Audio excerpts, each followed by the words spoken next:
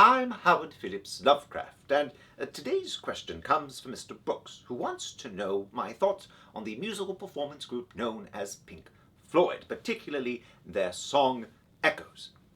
Now, I took it upon myself to sit down and listen to this delightful ditty, and I think I came away enjoying it, although after 23 minutes it might just have been Stockholm Syndrome.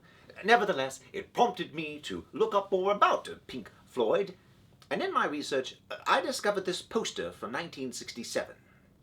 Now, I could be mistaken, but I'm fairly confident that I have at no point spent time with any of these persons. I certainly don't recall ever being at the Fillmore. The fact of the matter is, I spent the majority of the 60s rather dead. And I've never engaged in any form of large-scale musical performance, although there was one time when I almost snuck into the First Baptist Church in Providence in order to play Yes, We Have No Bananas on their organ, but I don't think that's quite the same.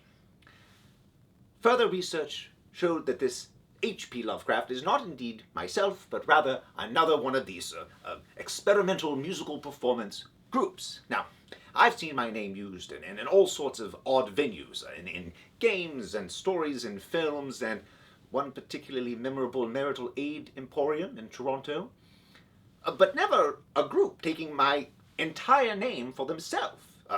This group seems to have done rather well for themselves and had a good time, and I don't begrudge them, but it certainly is a rather strange association.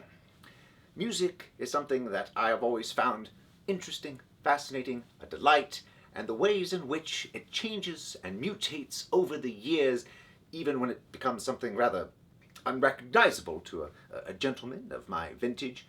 Nevertheless, I'm very pleased to see you young people having fun. Although, if I were to be asked to name a musical group, I think I would pick one of those big band groups and suggest they call themselves Zoog Suit Riot. Or maybe not. As always, I'm Howard Phillips Lovecraft. Thank you.